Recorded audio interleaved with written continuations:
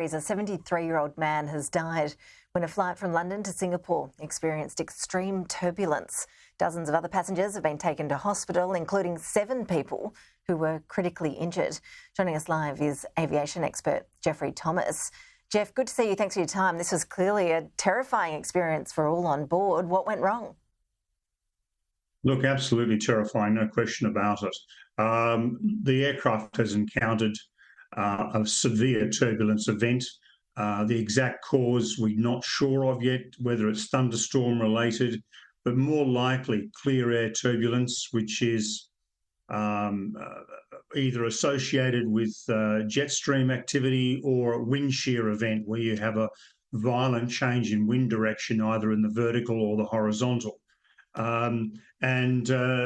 These things are very difficult to predict, particularly the clear air.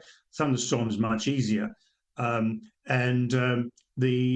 aircraft has initially gone down about 10 to 15 metres and then has climbed up, then down again and up and down again. It's been 3 basic actions that have upset the aircraft and the passengers. Total movement from its original flight path, altitude of 37,000 feet, was about 110 metres.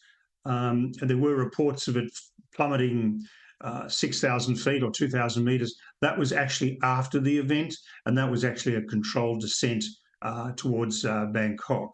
But it'll take some time for us to know exactly what caused this, but it seems to be clear air turbulence. Does it sound like the pilot and staff response was best practice? I mean, this is an airline that has a very good reputation. Look, indeed, and all the reports coming from the passengers were that the crew did a terrific job.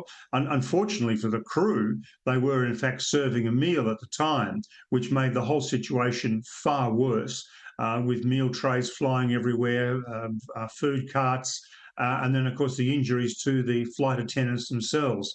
There's quite a bit of vision of them with cuts to their head and whatnot. So a very, very difficult situation, I think, handled very well by Singapore Airlines.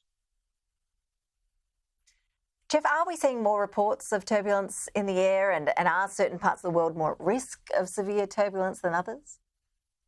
Look, we are indeed, Ash. A report done by the University of Reading in the United Kingdom, which was updated recently. The original report was in 2017, updated in 2023, has shown that over the North Atlantic, which was their study area, turbulence has increased over the last 40 years. This is severe turbulence by 55%, moderate turbulence by 37%, and light turbulence by 17%.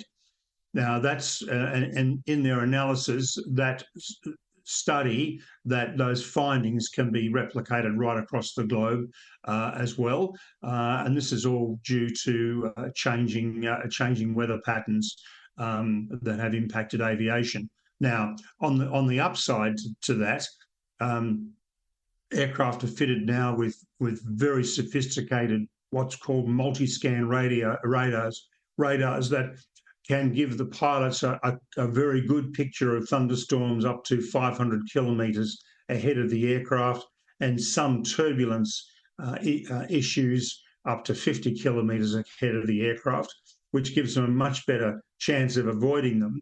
The other thing that's happening is airlines around the world are cooperating through the International Air Transport Association with sharing data far more robustly than they have in the past, from one aircraft to another to air traffic control.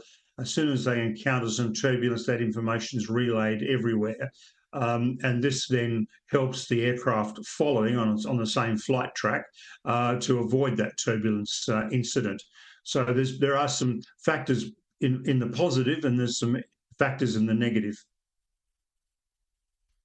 Geoff Thomas, always appreciate your analysis. Thanks so much for joining us. It's a pleasure, Ash.